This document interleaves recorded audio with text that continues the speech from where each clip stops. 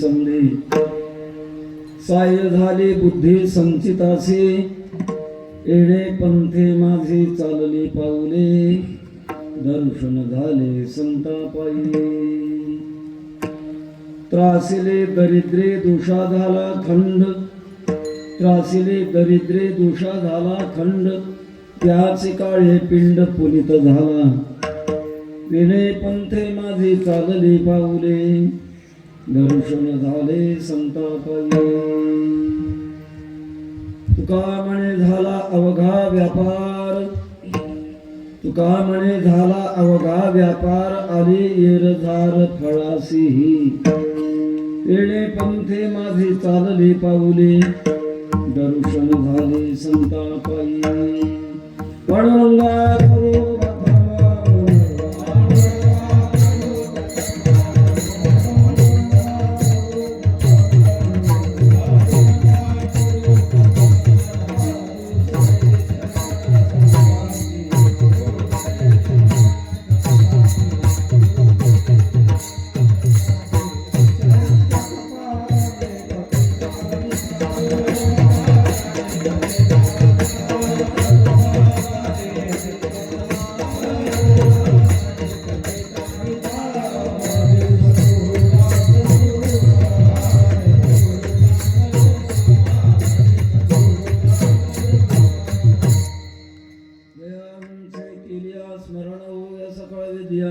अधिकरण तेच वंदू श्री चरण श्री गुरूंची हे नमस्कारून येता काय माझी वाणी म्हणेल संतांसी रंजव चित्तासी आपलिया माझी वाणी तुझी वर्णे गुणनाम ऐसे देवी प्रेम काही काळा मस्तक हे पायावरी या वार करी संतांचा समचरण सरोजम सांगणीलांबुधागम जगननिहितपाणिं मंडणं मंडनानां तरुण तुलसीमाला कंधरं कन्यनेत्रं सदयधवलहासं विठ्ठलं चिन्तयामि विठ्ठल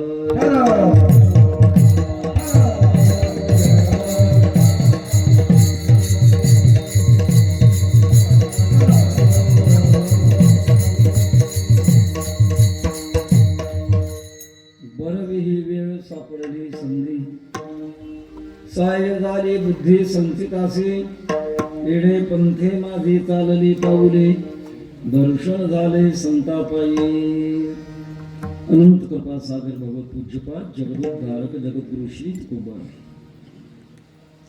योगीराज चैतन्य कानिफराजी महाराज यांच्या दरबारात उपस्थित संत महंत भाविक सज्जन माता भगिनी बालक बालिका टाळकरी मृदंग वादक चोपदार बाबा वेणेकरी ऑपरेटर साहेब सर्वांना अंतःकरणपूर्वक वंदन करून प्रस्तुत भगवस्तीमध्ये योगीराज कानिफराजी महाराज यांच्या उत्सवाच्या निमित्ताने आणि बरीच निमित्त आहेत भगवान कृष्ण परमात्म्याच्या गोपाल कृष्ण परमात्म्याच्या मूर्ती प्राण प्रतिष्ठेचा कलशारोहण शिवलिंग नंदी संत एकनाथ महाराज हनुमंतराय गरुडदेव मूर्ती प्राण प्रतिष्ठा या निमित्ताने या ठिकाणी यावर्षी 25वा अखंड हरिनाम सप्ताह म्हणून 10 दिवसात आहे दशाह कारण सप्त आह 7 आह म्हणजे दिवस जी साधना 7 दिवस केली जाते तिला म्हणतात सप्ताह आता 10 दिवसाची साधना आहे दशाह या उत्सवातील आजची 3ऱ्या दिवसाची चिंतन सेवा आहे आणि या सेवेत जगद्गुरु तुकोबा आहे आपल्या जीवनातला परमोच्च आनंद ज्याला म्हणतात तो आनंद प्रगट करतात माणसाच्या जीवनामध्ये अंतिम टप्प्यात जे असतं त्याचं नाव आहे समाधान ते 2 प्रकारचं आहे साधन काळातलं समाधान आणि सिद्ध अवस्थेतलं समाधान त्याच्यामध्ये असा एक प्रकार पडतो. तत्कालिक समाधान आणि आत्यंतिक समाधान. तत्कालिक म्हणजे तेवढ्या पुरतं असतं, त्याचं नाव आहे तत्कालिक समाधान. आणि आत्यंतिक समाधान जे कशातच बिघडत नाही, त्याचं नाव आहे आत्यंतिक समाधान. संसारात माणसाला समाधान होत नाही असं नाही, पण ते तत्कालिक आहे. आणि परमार्थात जे होतं ते आत्यंतिक होतं. ज्या समाधानात कशानं बिघड होत नाही. पेढे सदा चित्ता समाधान.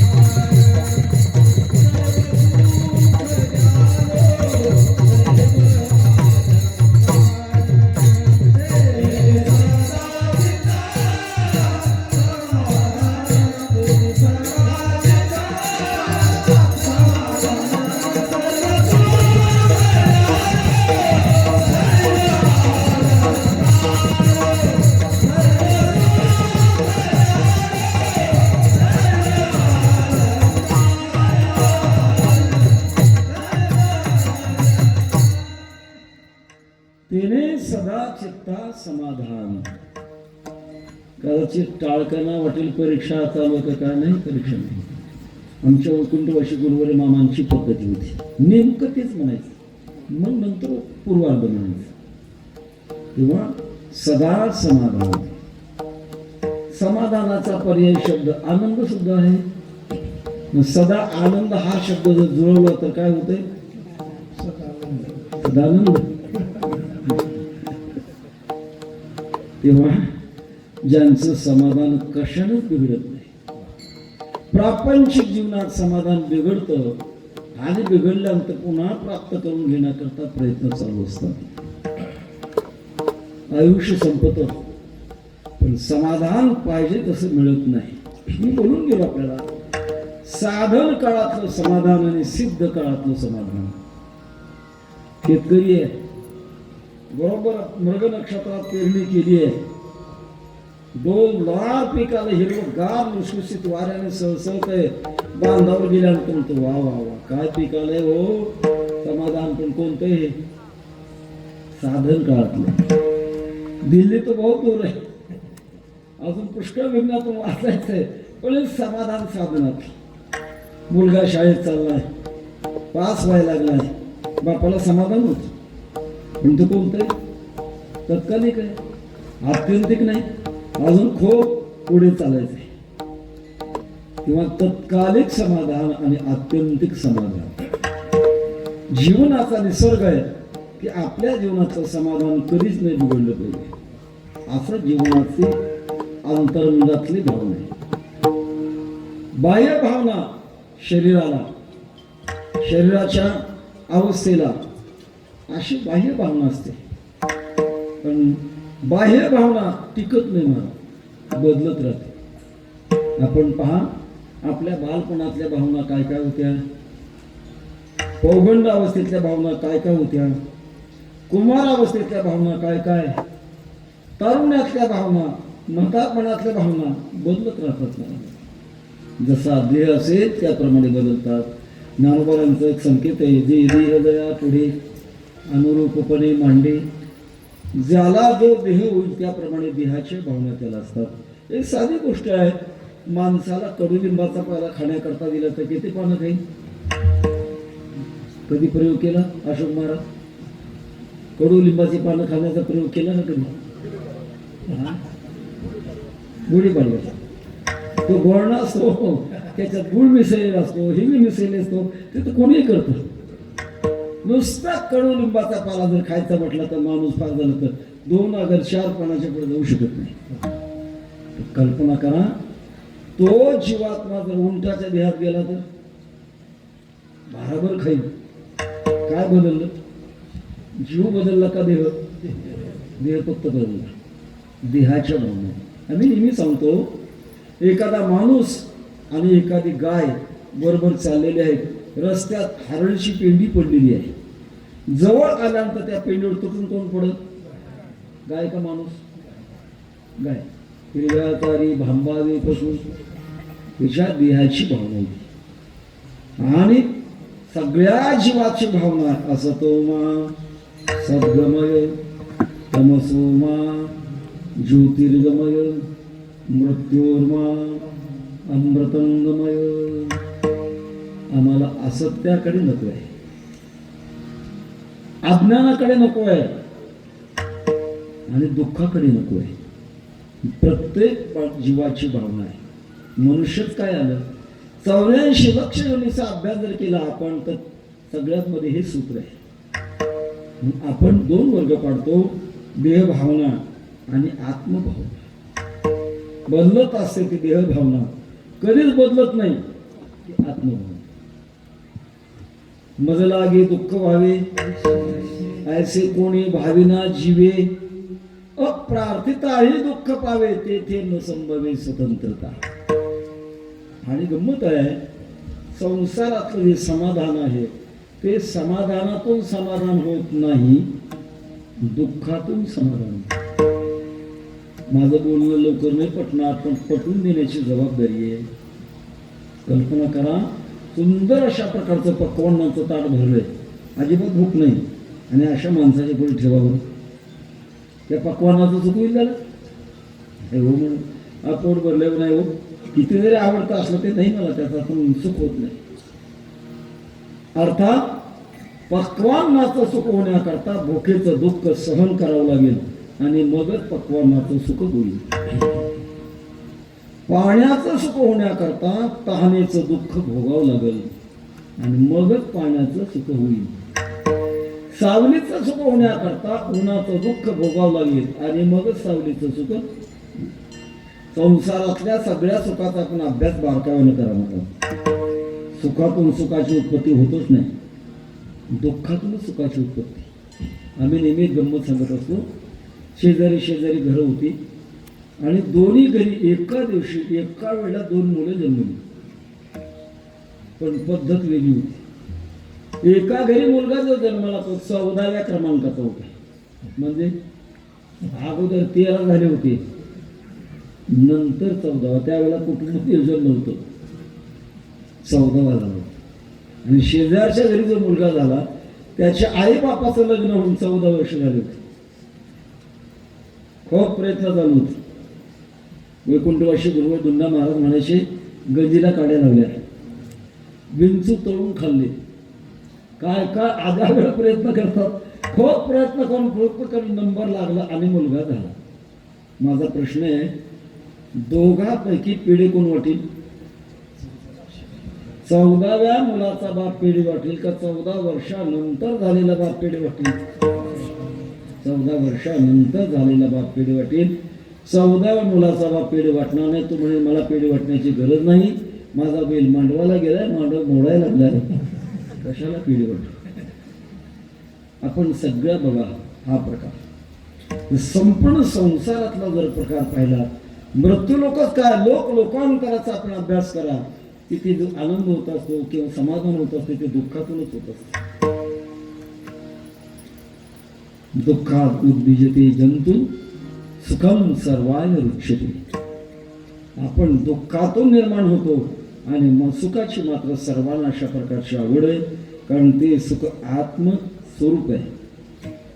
आनंदा देव खलविमानी भूतानि जायन्ते आनंदेन जातानि जीवन्ति आनंदम या प्रयंत विशंशन्ति तद विजिज्ञासस्व तद ब्रह्मेति. आपण आनंदापासून जन्मलो, आनंद आहे थोडा बहुत का म्हणून जगतो आणि आपला शेवट आनंदामध्ये होणार आहे. पण हा जो गतिमान काल आहे, हा गतिमान काल काळीचा खूप दिवसाचा असतो. तो कळत नाही मला. किती जन्म झाला फेरा किती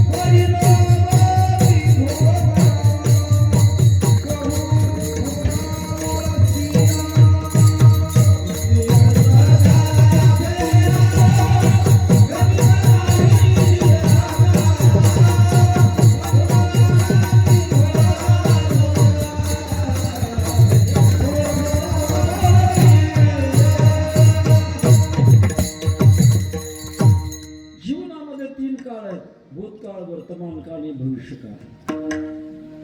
भूतकाळाची आठवण घेऊन जगणारा एक वर्ग आहे, वर्तमान काळापुरता जगणारा दुसरा वर्ग आहे आणि भविष्य काळाकरता जगणारा तिसरा वर्ग आहे. भूतकाळाला घेऊन जगणारा वर्ग आहे. मागच्या गोष्टी ज्यांना आठवतात, पण आठवण्याकरता बुद्धीतले दोष जावे लागतात. भ्रम, प्रमाद, विप्रलिप्सा आणि कर्णा पाठव नावाची बुद्धीमध्ये 4 दोष आहेत. पण ज्याने भगवान परमात्म्याची साधना करून आपल्या बुद्धीतले दोष घालवले आणि घालवल्यानंतर ज्याची बुद्धी रतनभरा होते, म्हणजे मागचं कळतं पुढचं कळतं, त्याला रतनभरा प्रज्ञा म्हणतात. जसं पक्वादाच्या क्षेत्रामध्ये अतीत 10 आणि अनागत 10 असतं. अतीत 10 म्हणजे सम मागे गेली आणि पुढे 10 टाकून द्यायचं. अनागत 10 सम पुढच्या माथ्यावर आहे आणि अगोदर सम टाकून द्यायची. कशा करता? पक्वाद वाजवणारे खोडकर असतात, ते दोघं सोडून. मला कीर्तन करायचे ना अजून.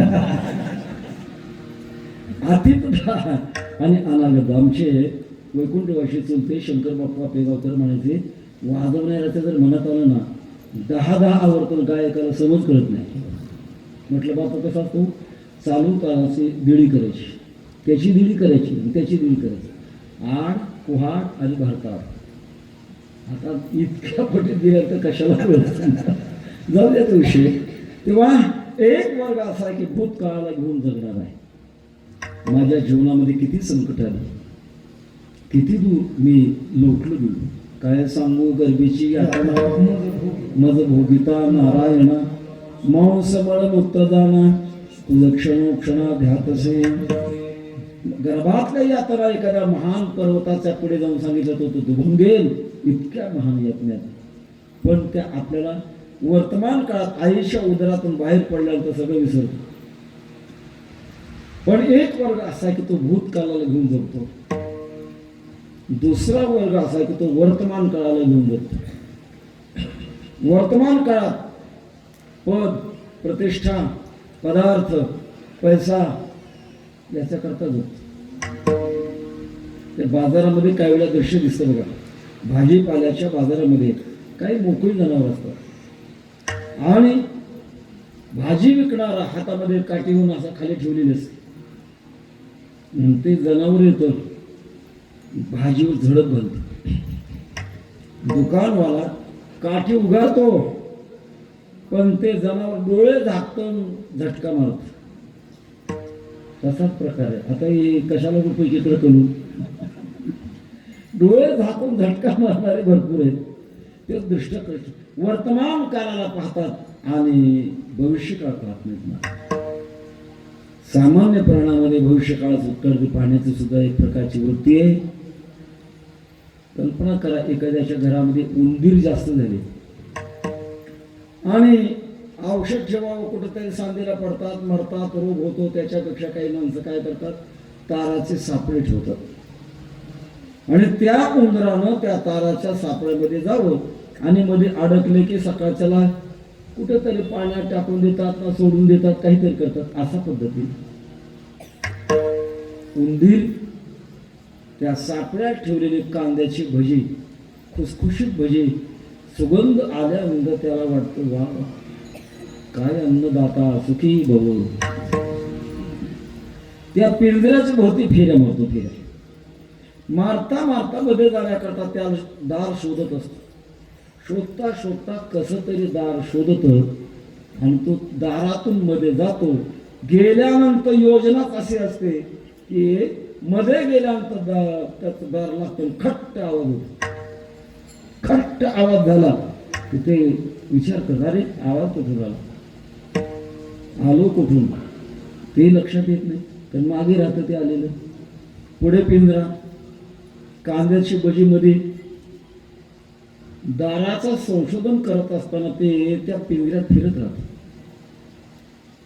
रात्रभर तो उंदीर फिरतो, पण रात्रभर फिरून पोटात भूक असून सुद्धा राजी मर्जीनं अक्कल हुशारीनं भजाचा एक तुकडा सुद्धा तोडत नाही. का? तो इतका सामान्य प्राणी आहे की त्याच्या लक्षात आलं, आता मी इथं जगू शकत नाही. मरणाची भीती त्याच्या डोळ्यापुढे आल्यामुळे तो भूक असून सुद्धा भजे खात नाही.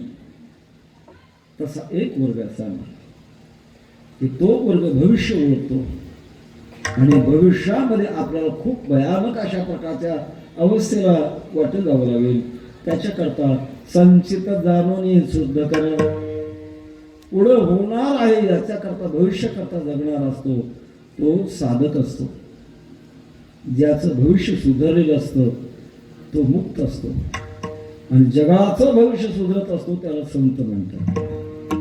महाराज असं आपलं समाधान व्यक्त करतात, कारण परमार्थाच्या क्षेत्रामध्ये दुःखातून समाधान होत नाही, सुखातूनच समाधान होतं. सुखाचे व्यवहार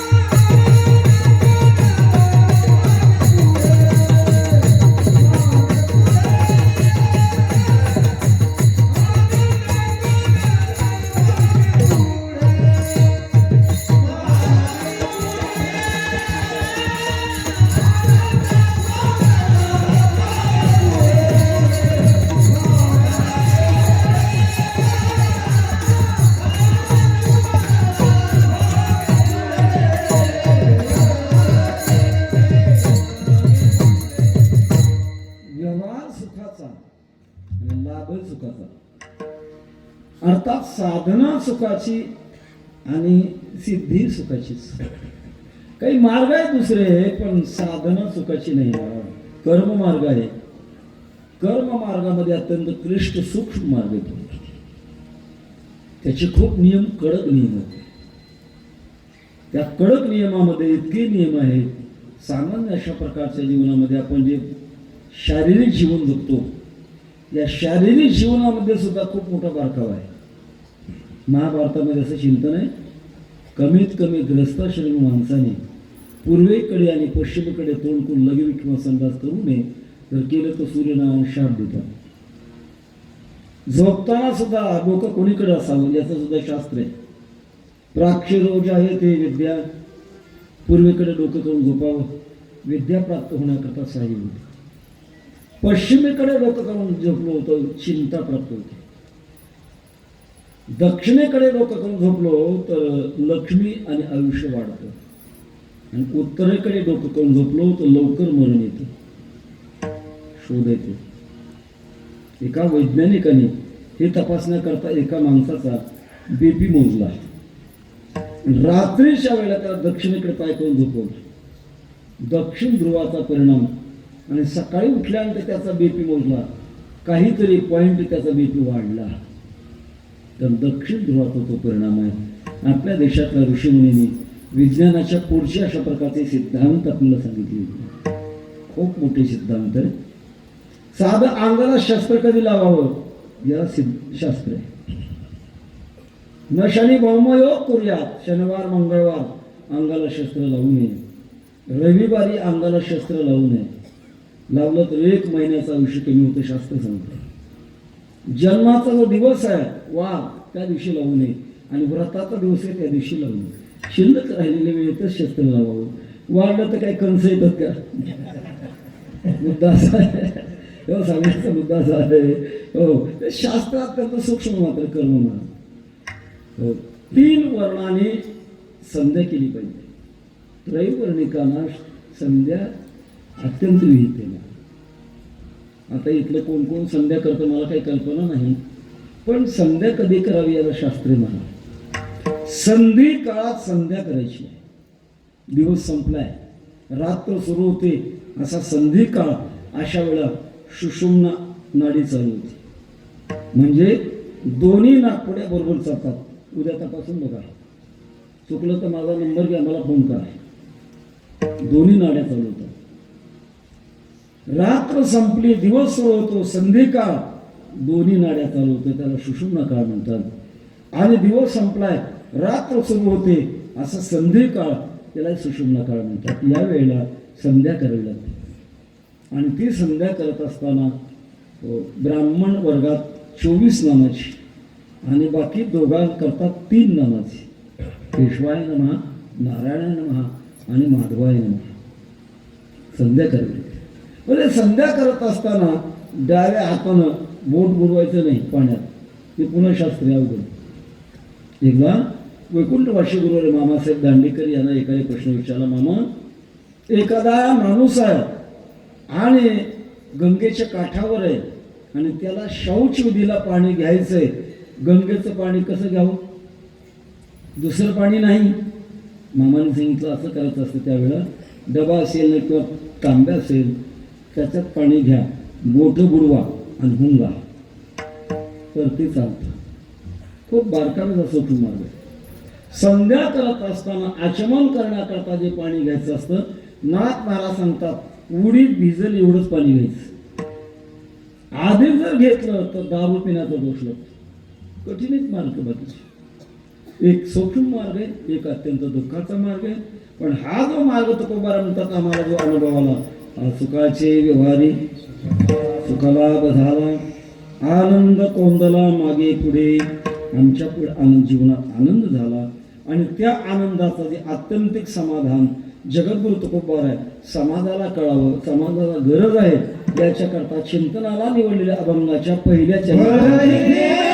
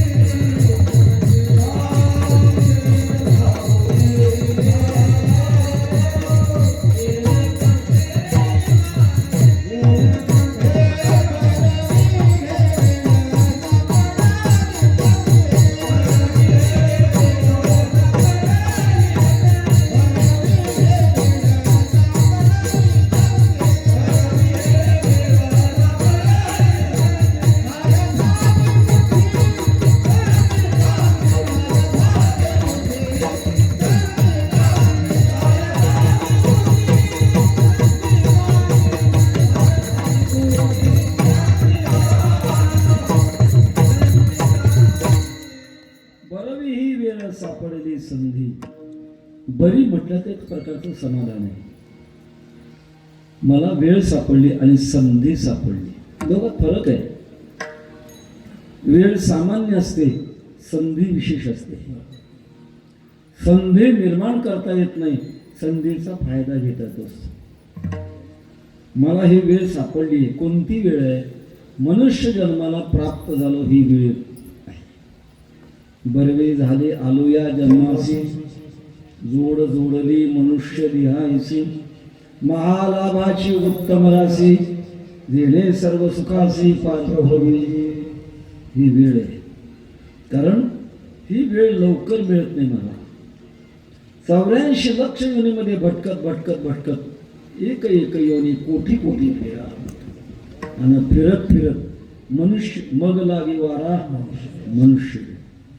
अवघड आहे, पण हे आम्हाला मिळालं म्हणून ही वेळ बरी. सापडली संधी, जन्माला आलो ही वेळ आहे, आणि नाही पावले आयुष्यानाश ही संधी आहे. कार्याकारण उरले शेष, गेले ते भू सजाऊ पडते. आयुष्य राहिले हे फार बरं आहे. 2011ला व्हायरल इन्फेक्शनचा हल्ला झाला होता, आणि लातूरच्या सर्व तज्ज्ञ डॉक्टरांनी सांगितलं होतं 4 तासाच्या पुढे जगू शकत नाही. 10% खात्री नाही. आमच्या सचिवांनी मुंबईला विमान मागवलं आणि लातूर ते लोहगाव तुर्बी हॉल 41 मिनिटात पोहोचवलं.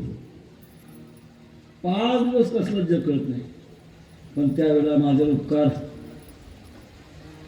बोलू भाऊ 13 दिवस खिशात 5-5 लाख रुपये घेऊन उभी होती. गरज पडली परदेशात तर कामाला यावं. अनेकांचे उपकार झाले. नेवाळे अण्णा असतील, त्या भागातले दर्शिले महाराज असतील, अनेकांचे उपकार झाले.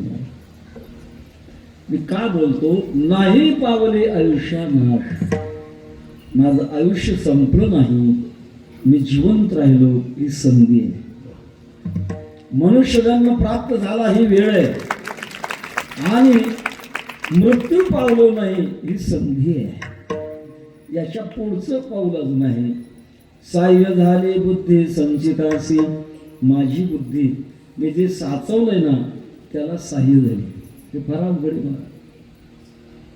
आपण सत्कर्म करणं आणि ते साचवणं याच्यात फार अंतर आहे, फार अंतर आहे. अज्ञानी माणसाला आपण सत्कर्म करतो याच्यातच समाधान वाटतं, पण ते साचवलं जर नाही तर त्याचा समाधान कुठून मिळेल? शक्ती संचय असल्याशिवाय कार्य घडत नाही. स्वामी विवेकानंदांचे एका ठिकाणी विधान आहे, स्वयंपाकघरात माता माऊली भाजी शिजवतात आणि पातेल्यावर वाफ येते, निघून जाते. का? साचवली नाही म्हणून. आणि वाफ रेल्वे इंजिनच्या सिलेंडरमध्ये साचवली, हजारो टनाचा बोजा घेऊन जाते. का? साचवलंय त्यांना. साचवण्याची गरज आहे. सत्कर्म करण्यापेक्षा देखील साचवणं अति महत्वाचं आहे मला. आणि ते साचवण्याकरता माझी बुद्धी ही साचवलेल्या साह्य झाली. हे चांगलं झालं. फार मोठा विषय मला. आणि काकांच्या दरबारात या विषयावर 10 कीर्तन केली. बुद्धी सद्गुरू घेऊन महाराजांनी दिली. नवीन नवीन नवीन नवीन अर्थ येतात आपल्या जीवनात, की ज्याचा परिणाम आपण केलेलं सत्कर्म ते वजाबाकीमध्ये जातं. एक साधी गोष्ट आहे. बऱ्याच काळ माझ्या मनामध्ये प्रश्न भेडसावत होता. कीर्तन संपल्यानंतर कीर्तनकार जय विठ्ठल म्हणत असताना असं गालिचाचं दर्शन का देतात? एका साधूने सांगितलं, महाराज असा नियम आहे, पूजा करा, अनुष्ठान करा, कीर्तन ऐका, भजन करा, कोणती साधना करा, त्या साधनेची शक्ती आपल्या संचितात जर साठवायची असेल तर पृथ्वी मातेचं दर्शन घेणं अत्यंत आवश्यक आहे. नाही घेतलं तर सूक्ष्म स्वरूपामध्ये देवता जवळ असतात आणि त्यात पुण्य हिरून घेतात. अवघड आहे. तर आपण केलेली पुण्यशक्ती किंवा साधना लोकात प्रगट करू नये. सांगू नये न सांगावे वर्मा जरी असो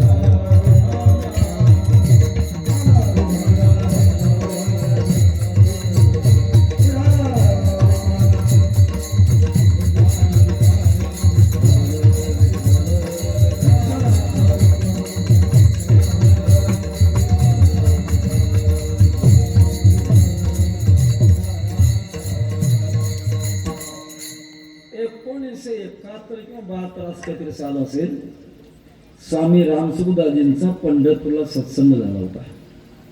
बहुजन लोक करता सत्संग आणि साधना करणाऱ्या साधका करता पहाटे त्यांच्या निवासस्थानावर सत्संग 4 वाजता पहाटेच्या सत्संगाला आम्ही जायचे. एके दिवशी त्या बंगल्याच्या पुढे आम्ही गेलो. तितक्या एका खूप किमतीच्या गाडीत त्या काळात त्या गाडीची किंमत 50 लाख रुपये तरी असेल कमी. अशा मौल्यवान गाडीतून एक मनुष्य उतरला. धोतर नेसलेला साधा सदरा, डोक्याला मोठी शिडी. आम्ही आमचे प्रश्न विचारून आमचं समाधान होत होतं. आणि नंतर त्या ग्रस्ताने विचारलं, स्वामी माझी एक अडचण आहे. म्हणजे काय? भगवान कृष्ण परमात्मा माझ्या घरी एकदा येऊन जीवन गेले, पुन्हा कितीतरी विनंती करतो येत नाहीत. काय चुकले माझं? आम्ही तर तोंडातच बोट घातलं. आमचा ब्रह्मनिराश झाला. श्रीमंत माणसं परमार्थ करत नाही असं वाटत होतं, पण केवढा मोठा अनुभव आहे. स्वामींनी सांगितलं, तू आलेला अनुभव लोकांना सांगितला त्याचा हा परिणाम आहे. वजाबाकी होते कधीच सांगू नये. जोपर्यंत सिद्ध अवस्था प्राप्त होत नाही तोपर्यंत अजिबात सांगू नये. आणि सिद्ध अवस्था प्राप्त झाल्यानंतर सांगितल्याशिवाय राहू नये. का? मागील आधार बहु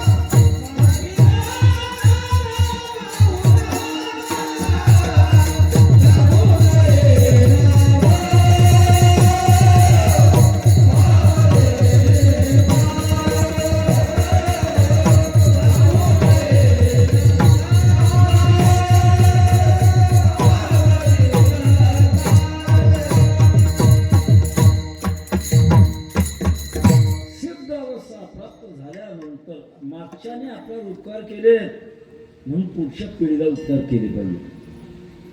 पण साधन काळामध्ये मात्र सांगू नये लोकांना. वैकुंठवासी गुरुवर मामासाहेब यांनी गुरुनाम गुरु स्वानंद कुणाशी सद्गुरू जो मानवाचे चरित्र लिहिलंय त्यात एक असा प्रसंग दाखवलाय. कोणीतरी जोग महाराजांना असं विचारलं की महाराज तुम्हाला देवाचा साक्षात्कार झाला का? होय म्हणता येणार, नाही म्हणता येणार. जोग महाराजांनी थोडं वेगळ्या मार्गाने सांगितलं. मुलगी शहाणी झाल्याने तिला मकरामध्ये बसवतात एवढं सांगितलं, पुढं नाही जास्त सांगितलं. मुद्दा असा आहे की आपला अनुभव लोकांना सांगू नये. आणि अज्ञानी माणसाला दम निघत नाही हो. कशाविषयी सांगितल्याशिवाय दमच निघत नाही. एखादा कुंभमेळ्याला जमणार आहे, चिकडून अनेक यात्रा करत करत आला गावी. गावी आल्यानंतर मित्र समोर उभा राहतो, राम राम गोविंदराव, राम राम. तो गोविंदराव काहीच म्हणत नाही, त्याच्या स्वप्नातही नसते, याला दम निघत नाही.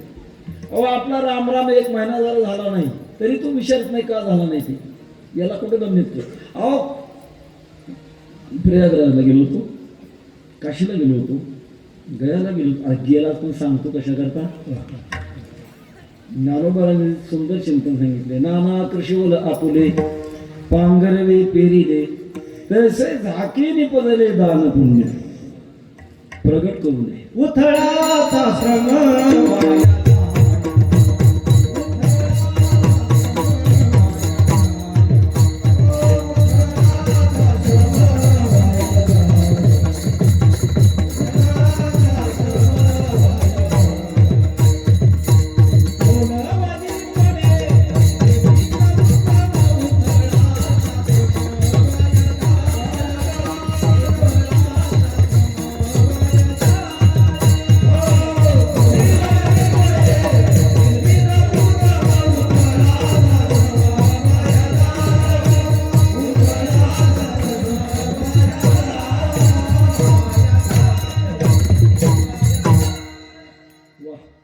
अशी रणमोहनी केल्यानंतर 4 तास कीर्तन करायला काय बिघडलंय?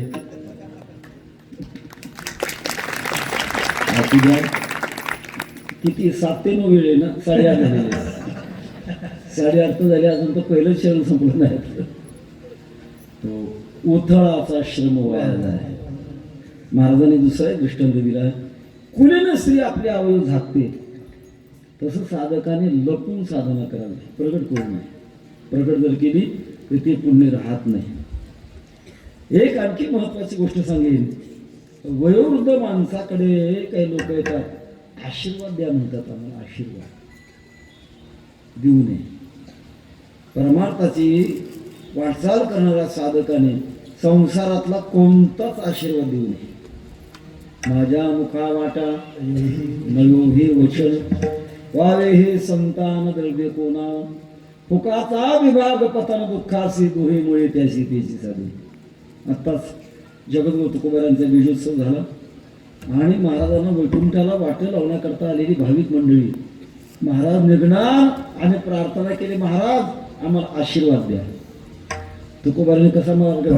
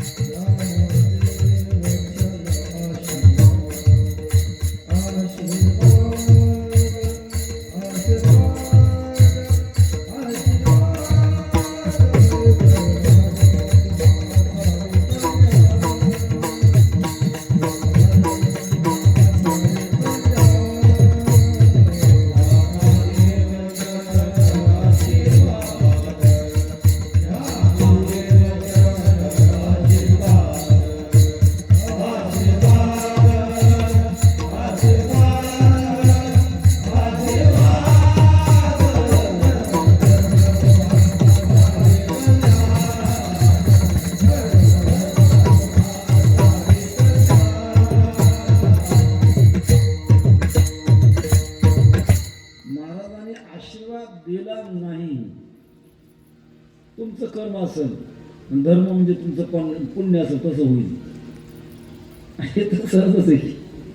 अर्थात पुण्यक्षय तुम्हाला केले पाप देणे दिले अनुमोदन, दोघांशी पतन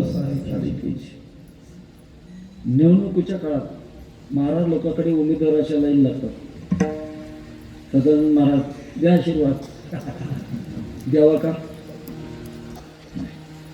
कारण ज्याला आशीर्वाद द्यायचा तो मांसाहारी नसावा, मद्यपी म्हणजे दारू पिणारा नसावा, व्यभिचार कर्म करणारा नसावा आणि भ्रष्टाचार करणारा नसावा. या चारही याच्यामध्ये दोषात असला आणि जर आशीर्वाद दिला तर त्याने जे पाप केलं त्याच्यात सहभागी व्हावं. केले पाप देणे दिले अनुमोदन दोघांशी पतन सारीखीची. आणि म्हणत असतो समजा लोकसभा असेल विधानसभा असेल बाजूला राहून, पण गावातलीच निवडणूक असेल तर राहायचे ना गावात, द्यावा का आशीर्वाद? तिसराच मार्ग काढायचा. काळजी करू नका एवढंच म्हणायचं. कारण दोन्हीकडे चालते. काळजी करू नका, पडा. अवघडे महाराज. म्हणूनच परमार्थ सफल होण्याकरता बहुनाम जन्मना म्हणते, याचंच कारण आहे महाराज. खूप मोठ्या अडचणी आहेत. जाता जाता आणखी एक सहज सांगून जाईल. पौर्णिमा आणि अमावस्या हे पर्व काळ आहे, म्हणजे संधिकाळ आहे. 15वाड्याचा संधिकाळ पौर्णिमा आणि 2 महिन्याचा संधिकाळ अमावस्या. फक्त अमावस्या संतती करता वाईट आहे, पण बाकी गोष्टी करता चांगली आहे. शास्त्र असं सांगतं, पौर्णिमेच्या दिवशी आपण एखाद्याचं अन्न खाल्लं तर 14 दिवसाचं पुण्य ज्याचं अन्न खाल्लं त्याला जातं. आणि अमावस्येच्या दिवशी आपण ज्याचं अन्न खाल्लं 29 दिवसाचं पुण्य त्याला जातं. मग आता किती पंचायती महाराज. आणि त्यातल्या त्यात आम्ही कीर्तनकार भटके विमुक्त जातीतले होय निवाळ्याला भटके विमुक्त जातीतलेच आम्ही. अहो 6-6, 8-8 दिवस बाहेरच्या बाहेर आता घरी खावं. पण त्याला मार्ग शास्त्राने सांगितला. तर कुबाराने विचारा, राम म्हणे ग्रासोग्राशी तो नर जीविला. सांभाळायचंय का? असं ना सांभाळ. दुसऱ्याचं वस्त्र आपल्या अंगावर वापरण्याकरता घेऊ नका. आपल्या हक्काचं किंवा कष्टाचं घ्या. मग दुसऱ्याचं घेतलं मग मात्र आपली पुण्यशक्ती त्याला जात राहते. इतकी विशाल बारकावाचा आहे महाराज. जाऊ दे आता किती त्याच्या आपल्याला पुढे जायचंय. महाराज म्हणतात, साह्य झाली बुद्धी संचितासी, माझी बुद्धी सावधान झाली आणि साचवलेले जे पुण्य होतं त्याला ते साह्य झाले. कारण बुद्धी आणि संचित याची एकत्रता आणि संप्रदायाची वाटचाल. वैकुंठवासी परमपूज्य गुरुवर्य खंदारक महाराज एक गंमत सांगायची. अजूनही खेड्यामध्ये एकत्र कुटुंब पद्धती आहे. एकत्र कुटुंब पद्धती खेड्यामध्ये. आम्हाला प्रवासामध्ये जर विचारलं तुम्ही किती एकत्र, 28 आम्ही एकत्र आहोत. जालना जिल्ह्यामध्ये निरखेड्याला 68 माणसं एकत्र आहेत. अशी एकत्र कुटुंब पद्धती. आणि त्या पद्धतीमध्ये असे लहान लहान मुलं शिकण्याच्या योग्याचे झालेले. खेड्यातली शाळा योग्य नाही, चांगली नाही, म्हणून त्या कुटुंब प्रमुखाने 4-5 मुलांना शहराच्या ठिकाणी शाळा शिकण्याकरता ठेवलं. आता खाण्यापिण्याची व्यवस्था त्या काळात काही मेस नव्हत्या. घरामधली एक आजीबाई, तिला कुठल्याच प्रकारची जबाबदारी नाही आणि त्या 4-5 मुलाला स्वयंपाक करून खाऊ घालण्याकरता घरातली आजीबाई ठेवली.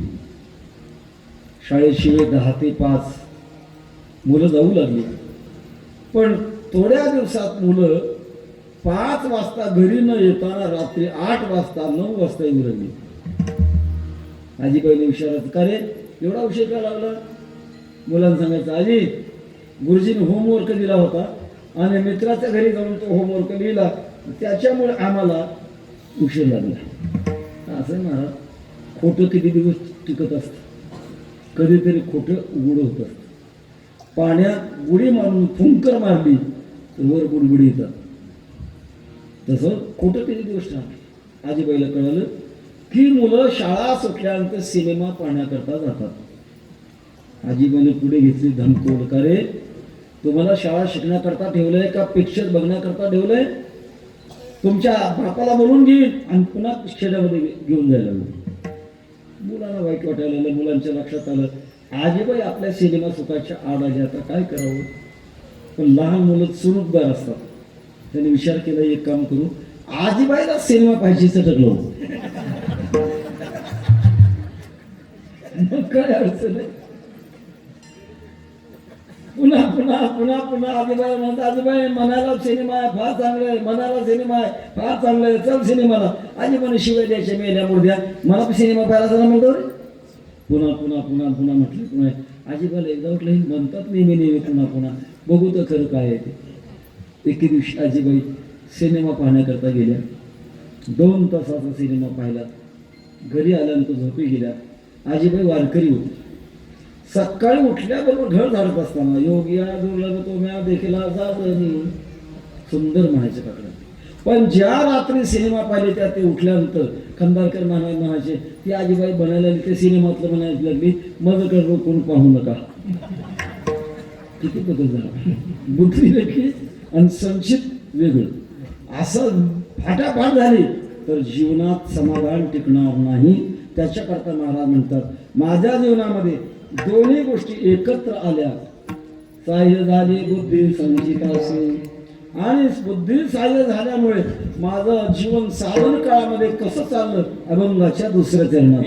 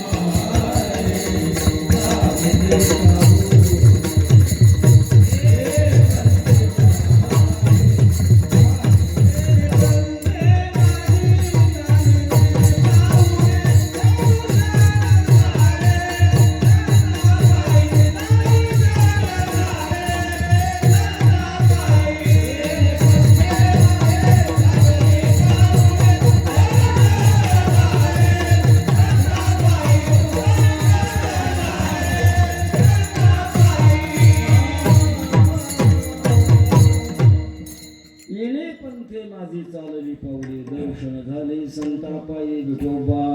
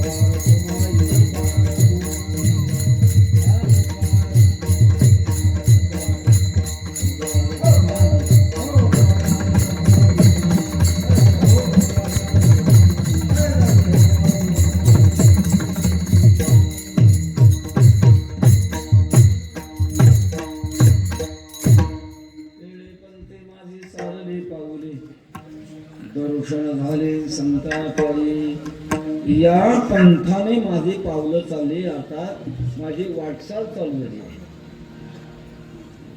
या पंथाने धर्म आणि पंथ दोघात फरक आहे. धर्म अनेक नसतात, धर्म एकच असतो. जगाचा सिद्धांत आहे सत्यम ब्रूयात, धर्म आहे. अहिंसा सत्य असते, धर्म आहे. अहिंसा सत्य अस्तेय ब्रह्मचर्य अपरिग्रह हे धर्म आहे. पण या नियमाच्या अंतर्गत ज्या ज्या महापुरुषांना ज्या ज्या मार्गातून परमात्म्यापर्यंत आपली वाटचाल पूर्ण झाली, त्या त्या महात्म्यांनी वेगळे पंथ पाहिले. कारण महा ठिकाणाला रस्ते अनेक असतात. उदाहरणार्थ मुंबई आहे, मुंबईला रस्त्याने जावं, रेल्वेने जावं, विमानानं जावं, जलमार्गाने जावं. जितकं स्थान अति महत्वाचं तितकं त्याला रस्ते खूप असतात. तसं उपायाची नाही वाणी सता भगवान म्हणतात. इथं माझ्यापर्यंत येण्याकरता उपाय कमी नाही, खूप उपाय. पण महाराज म्हणतात मी या पंथाने. हा पंथ कोणता? ही वाट गोमटी वैकुंठासे जाता, रामकृष्ण कथा दिंडीत ध्वजा. स्वल्प वाटे चला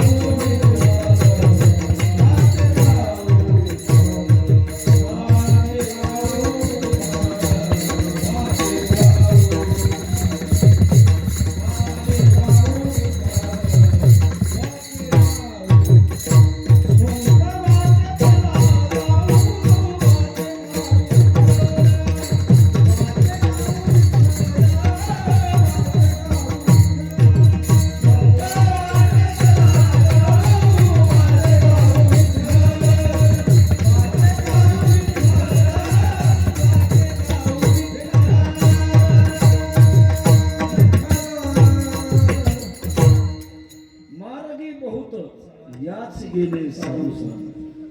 नका जाऊ आडराने ऐसे गरजते पुराणे. तेव्हा कोणता मार्ग आहे? परमात्म्याचं नामचिंतन भक्ती करत करत या रस्त्याने होते. जसं विश्वमाऊली दानोबारा हरिपाठातल्या पहिल्याच अभंगाच्या 3ऱ्या चरणात म्हणतात, आसोनी संसारी जीवी वेग करी. काही लोक फक्त आसोनी संसारी इथं थांबतात. मग जीवी वेग करी आहोत घेतात कामापुरतं. मुद्दा असा आहे की आपण ज्या स्थितीमध्ये आहात त्या स्थितीमध्ये आले भागा ते करीतो, तुझे नाम उच्चारितो. हा जो पंथ आहे, हा पंथ, या पंथाने माझी पावलं चालली आहेत. या पंथाचं महत्त्व प्रगट करण्याकरता आपल्याला थोडा प्रसंग सांगावा लागेल. अमरावती जिल्हा, माधाल नावाचं गाव, आणि एका पाटलाच्या वंशामध्ये एक विभूती जन्माला आली. अति लहान असताना आई स्वर्गवासी झाली. वयाच्या 2ऱ्या वर्षात देवी निघाल्या, दोन्ही डोळे गेले. सावत्र आई होती, मारण्याकरता विष घातलं, काही परिणाम नाही झाला.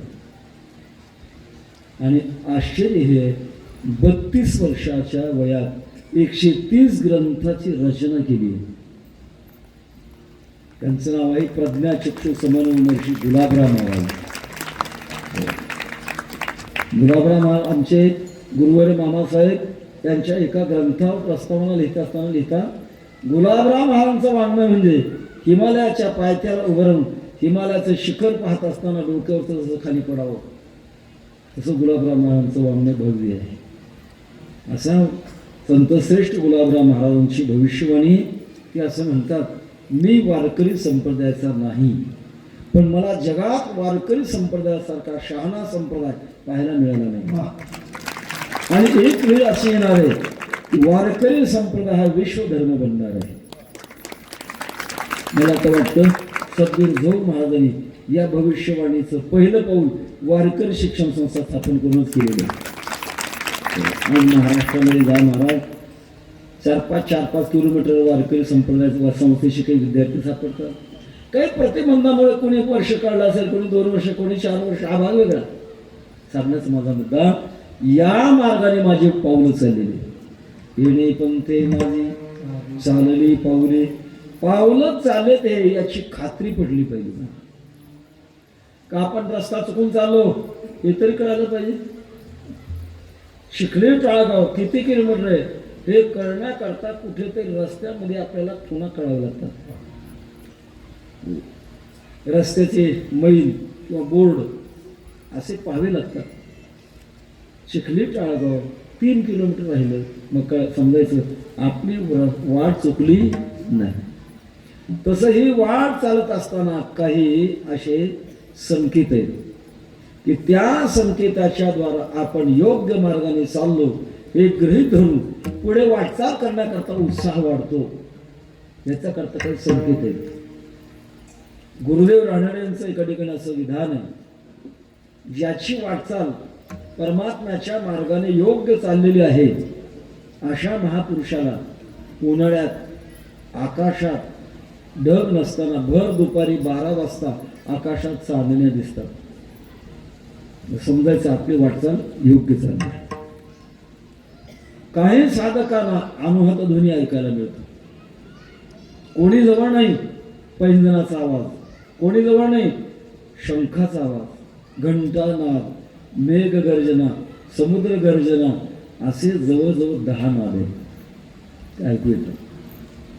वैकुंठवासी गुरुनाम जो महाराजांना नाद ऐकू यायचा अनाहत नाद.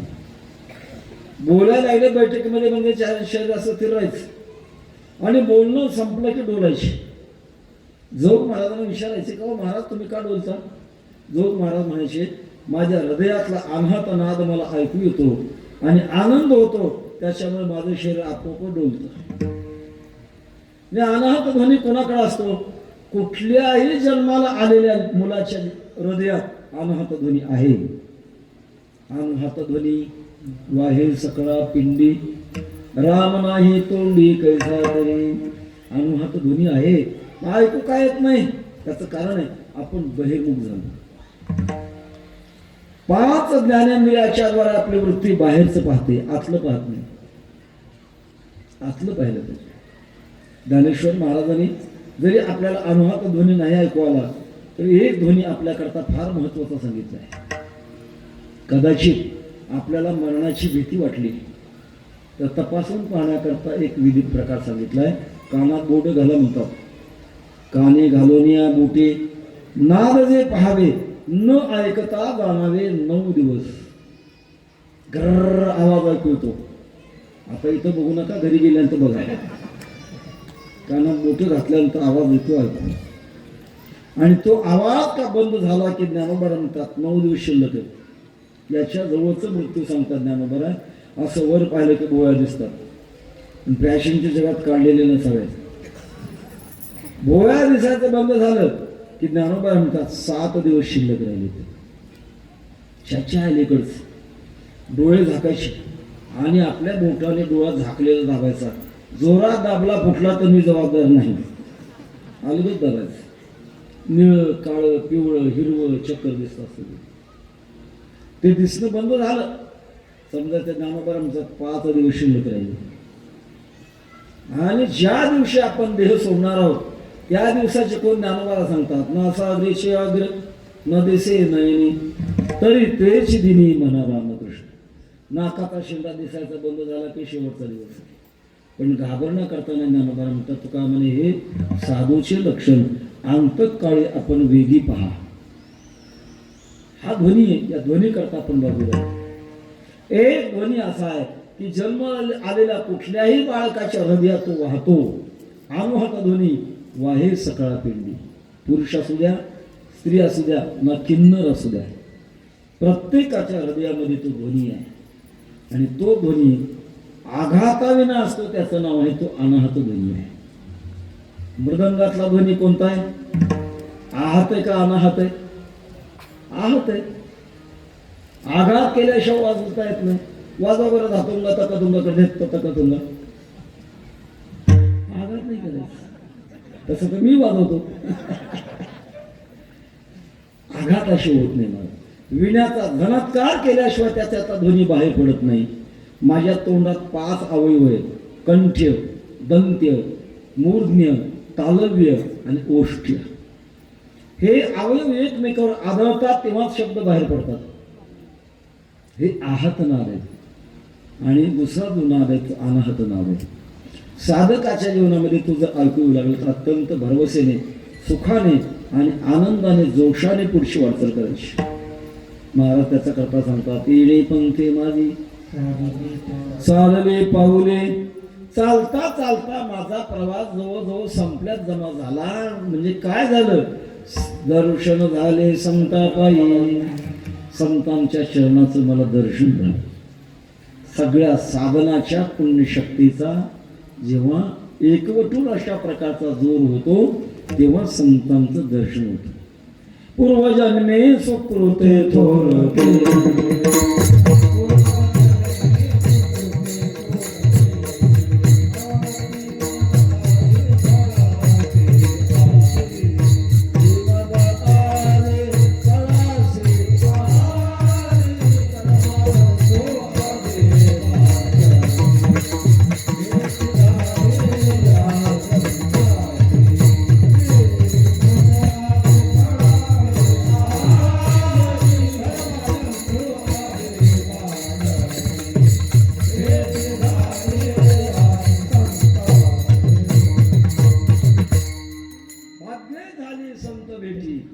आवडी पोटी होती असं शंकित साचवलं आणि त्याचा परिणाम संतांची भेट झाली मला.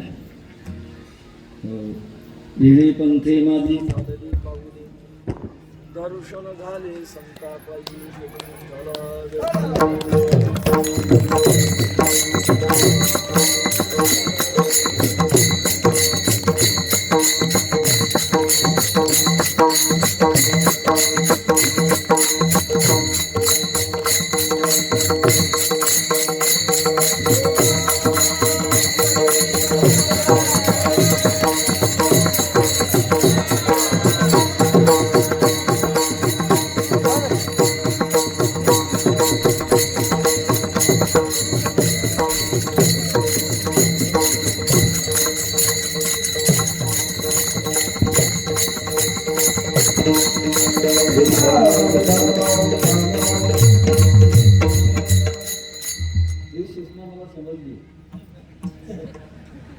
साधारण महाराजांना 15-20 मिनिटं पुढे कीर्तन करण्याची परवानगी दिलेली आहे. त्याच्यामुळे घाबरत नाही. दर्शन झाले संतापाय. संतांचं मला दर्शन झालं. त्या दर्शनाचा परिणाम अभंगाचा तिसऱ्या त्रासिले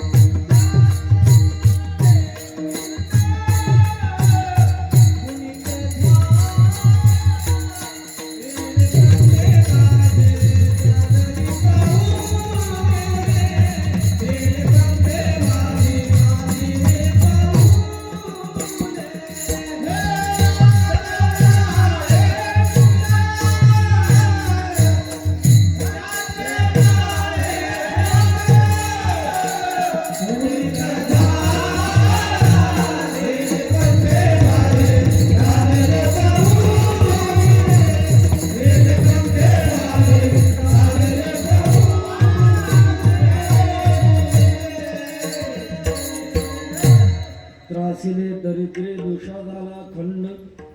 त्याचे काळे पिंड पुनित झाला. संतांचं दर्शन झाल्यानंतर हे फळ मला प्राप्त झाले. दरिद्रे त्रासिले. त्रस्त करणं म्हणजे त्याला खूप बाजूला केलं. दारिद्र्य दोन प्रकारचं आहे. एक बाह्य दारिद्र्य आणि दुसरं आंतर दारिद्र्य. बाह्य वस्तू कमी पडणं, बरोबर नसणं बाह्य दारिद्र्य. राहायला घर बरोबर नाही, अंगावर कपडे चांगले नाहीत, खर्च करण्याकरता पैसे नाहीत, खाण्यापिण्याकरता वेळ मिळत नाही, दरिद्री म्हणतात. हे बाहेरचं दारिद्र्य आहे. आणि आतलं दारिद्र्य ते सही भवती दरिद्री यस्य तृष्णा विशाला. ज्याची तृष्णा फार मोठी आहे तो खरा दरिद्री आहे. प्रपंचातलं किती द्रव्य मिळालं तरी समाधान होत नाही, समजायचं खरा दरिद्रीत्व आहे. आणि आपल्या काही दरिद्री माणसाने परदेशातल्या बँकेमध्ये पैसे टाकले. काही कामाला येतात का त्यांच्या? ज्याने पैसे परदेशातल्या बँकेत टाकले त्यांच्या कामाला येतात का ते? नाही, अजिबात नाही. उलट मेल्यावर 3-3 दिवस जाहीर करत नाहीत मेले म्हणून. पण त्यांच्या वारसदाराला नोंद लागेपर्यंत मेलेल्याचे अंगठे काढतात, बुबुळं काढतात आणि मग परदेशामध्ये नेऊन दाखवतात. त्या मग वारसदार म्हणून त्याचे नोंद लागते आणि मग जाहीर करतात मेले. हे आतली दरिद्री आहे. बाहेरचा दरिद्री हा भाग वेगळा आहे. पण आतला दरिद्रपणा जो आहे तो घालवण्याकरता मग तो जन्मच्या जन्म अनादी कालापासून. पण संतांनी मात्र आम्हाला आमचा दरिद्रीपणा घालवला. याचा अर्थ असा, आत्मसंतुष्ट राहण्याकरता संतांनी आमच्यावर कृपा केली. जरी माहेरी श्रीमंती होती तुम्हाला. संत श्रीमंत असतात. वैभवाचे धनी सकळ शरणागत, सत्य भावे चित्त अर्पिले. तुकोबारा म्हणतात, तिही त्रिभुवनी आम्ही वैभवाची धनी. असं वैभव प्राप्त झालं. त्रासिले दरिद्रे दोषा झाला खंड. दोष कशाला म्हणतात? दोष संपला. दोष आयशा नावे देहाचा आदर, विटाळले अंतरहम भावे. अंतःकरणामध्ये अहंकार जागा झालाय आणि फक्त देहावरच प्रेम आहे. आपली सगळी आवड आपल्या शारीरिक गोष्टीवर ठेवली आहे. याला म्हणतात दोष. त्यातल्या त्यात हा दोष निर्माण ज्याच्यामुळे होतो त्याचं नाव आहे अहंकार. सगळ्यात जिद्दू पदार्थ आहे महाराज. किती घालवण्याचा प्रयत्न केला तरी अहंकार जात नाही महाराज, लवकर जातच नाही. आपण थोडा बारकाईने विचार करा. अहंकार घालवण्याकरता जो जो प्रयत्न करावा त्या प्रयत्नानेच अहंकार वाढतो. कीर्तनात भजनात मृदंग वाजवल्यानंतर अभिमान जावा करावा, या दोघांचं नाही सांगत. आमच्यासारखं कोणाला वाजवत आहे? कीर्तनात भजनात चाली म्हटल्यानंतर अहंकार जावा का नाही जावा तुमचं कोणाचंच नाही सांगत. इकडलं इकडलं बाहेर कीर्तन केल्यानंतर अभिमान जावा का नाही जावा, जायला पाहिजे. पण आमच्यासारख्याला वाटतं आमच्यासारखं कीर्तन कोणाला कर, तुझ्यासारखे 56 गेले ना, एक कहाणी बोल. का अहंकार येतो? अहंकार नष्ट करावा. आणि अहंकार जर नष्ट नाही झाला तर तो दोष आहे. आणि दुसरा एक महादोष आहे. दोष आयशा नावे देहाचा आदर, विटाळले अंतर अहम भावे. आणि दुसरा महाअहंकार आहे. कोणता? परमार्थाच्या रस्त्याला आपण कुठल्या तरी संगतीने लागलोय.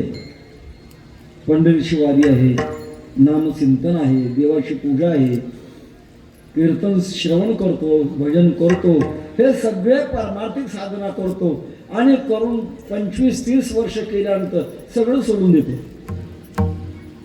का बरं? जर विचारावा आता तुम्ही कुठे दिसे ना, करून बघितलं हाताला काही लागलंच नाही, तुमचे हात गेले का ते?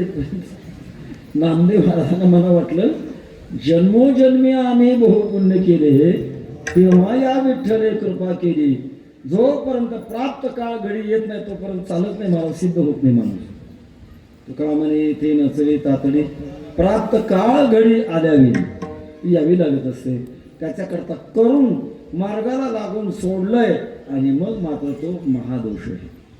नको होऊ देऊ भावी अभावना याचे नावे जाणा महादोष दोष आणि महादोष हे दोन्ही माझ्या जीवनातून गेले आणि त्याच्याबरोबर त्याच काळी पिंड पुनीत झालं संतांचं दर्शन झालं म्हणजे कृपा प्राप्त झाली आणि माझा पिंड पवित्र झाला ज्यांच्या नामचिंतनाने जर पवित्र होतो तो दर्शनाने का होणार नाही पिंड पुनीत झाला एक छोटा इतिहास आहे 700 वर्षापूर्वी आपल्या महाराष्ट्रामध्ये खूप 108 संतांचं वर्णन नामदेव महाराज करतात एका ठिकाणी आणि त्यामध्ये सगळ्यात वयोवृद्ध संत दोघं होते वैरागरागर श्री गुरुबा काका महाराज आणि दुसरे कान्हो पाठक त्या प्रांतातल्या राजाला कळालं की कान्हो पाठकांना कोणीतरी परीस दिलाय ज्याचा लोखंडाला स्पर्श केला की सोनं होतं असा परीस दिलाय राजाने कान्हो पाठकांना दरबारात बोलवलं महाराज तुम्हाला परीस प्राप्त झाला मला कळलंय तुम्हाला काय करायचं साधूला सोने आणि माती आम्हा समान आहे शक्ती म्हणणारे तुम्हाला काय करायचं परिसरात मला राज्य चालवायचंय मला देऊन टाका कान्हो पाटकांनी सांगितलं राजे तुम्हाला खोटं कळालंय मला परीस प्राप्त झाला असं नाही माझं शरीरच परिसरूप झालं खरं काय खोटं काय पाहण्याकरता राजाने तलवार उपसली आणि कान्हो पाटकांच्या शरीराच्या जवळ नेण्याक्षणी लोखंडाची तलवार सोन्याची बनली दर्दून घाम फुटला अरे बाब केवढी ताकद क्षमा मागितली आणि सांगितलं या प्रसंगामुळे तुमचं नाव पाठक आहे ना त्याच्या पाठीमागे राज पाठक असं तुमचं नाव होईल जेव्हा ज्ञानोबांनी समाधी घेतली समाधीच्या पुढे पहिलं कीर्तन कान्हो पाठकांचं झालं अजूनही तो आळंदीला मान आहे राजपाठकांचा पुण्याला राहतात म्हणतात मी काय सांगतो त्याची काळे पिंड सकळ चिंतामणी शरीर जरी जाय अहंकार देह अशा निंदा हिंसा नाही देह कपट बुद्धी निर्मळ स्फटिक जायचे असा शरीरावरही परिणाम झाला माझ्या येडे पंथे माझी चालली पाऊले दर्शन झाले संतापाई महाराज काही व्हायचं राहिलंय का अजिबात काही शिल्लक नाही अभंगाच्या शेवटच्या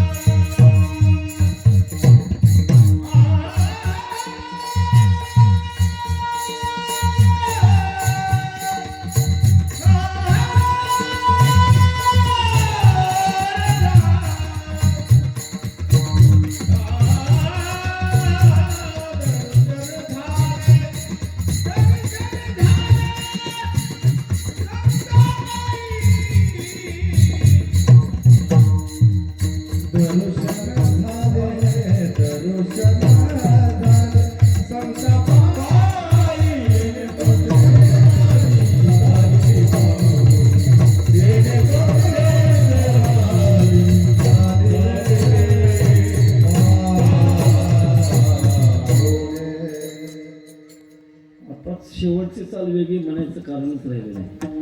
तुम्हारे मन की बात मैंने पहचानी. तुका म्हणे झाला वगा व्यापार आली येरझार फळासी. ज्याच्याकरता आम्ही जन्माला आलो ती आमची येरझ आता फलद्रूप झाली. सगळा व्यापारात काही द्यावं लागतं आणि काही घ्यावं लागतं. या व्यापारात काय द्यावं लागतं? नाशिवंत देता ब्रह्म येईल हाता, अशी ज्याची कथा पुराण. अशा प्रकारचा व्यापार आमचा संपलेला आहे आणि आम्ही आता पूर्णपणे आनंदात आहोत. तुका म्हणे झाला अवघा व्यापार आली येरझार फळासी. येणे पंथे माझी चालली पाऊले दर्शन झाले संतापाई. स्वतःचा अनुभवातला अशा प्रकारचा शेवटचा भाग जगद्गुरु तुकोबाराय अभंगाच्या माध्यमातून आपल्यापुढे प्रकट करतात. आमचे वैकुंठवासी गुरुवर मामासाहेब म्हणायचे आपण मोठी भाग्यवान आहोत. ज्ञानोबाराय तुकोबारायांच्या नंतर जन्माला आलो ते मोठे भाग्यवान. जर अगोदर जन्माला येऊन गेलो असतो तो ज्ञानेश्वरी आपल्या हातात आली नसती, जगद्गुरु तुकोबारायांची गाथा आपल्या हातात आली नसती. आणि आता मला तर असं वाटतं की या भागातली मंडळी फारच भाग्यवान आहेत. एका बाजूला तुकोबाराय, एका बाजूला ज्ञानोबाराय, याच्यापेक्षा अजून कोणतं भाग्य असेल? अशा भाग्यवान अशा प्रकारच्या परिसरामध्ये आज चिंतन सेवा करत असताना योगीराज कानिपराज महाराज यांच्या समाधीच्या दृष्टिकोनातून माझं ऐकवत असं आहे, फाल्गुन वद्य पंचमीला सदे सच्चिदानंद अशा प्रकारची समाधी कानिपनाथ महाराजांनी घेतली. हत्तीच्या कानातून जन्म झाला म्हणून कानिपनाथ अशा प्रकारचं नाव द्यायचं. बरं चरित्र असं 9 नाथापैकी कानिपनाथ एक नाथ, श्रेष्ठ अशा प्रकारचे नाथ. मढीला खूप मोठ्या त्यांच्या बाबतीमध्ये आणि सेवा केली जाते.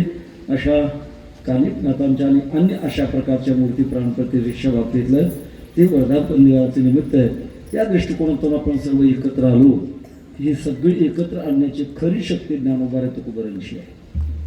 आणि त्याने आपल्याला ज्ञानेश्वरीच्या माध्यमातून गाथ्याच्या माध्यमातून जे काही आपल्याला दिले आणि आपल्यातला सत्वगुण आणि ते ज्ञान एकत्र प्राप्त झालं म्हणून आपण या ठिकाणी आलो, एका मंडपात आलो.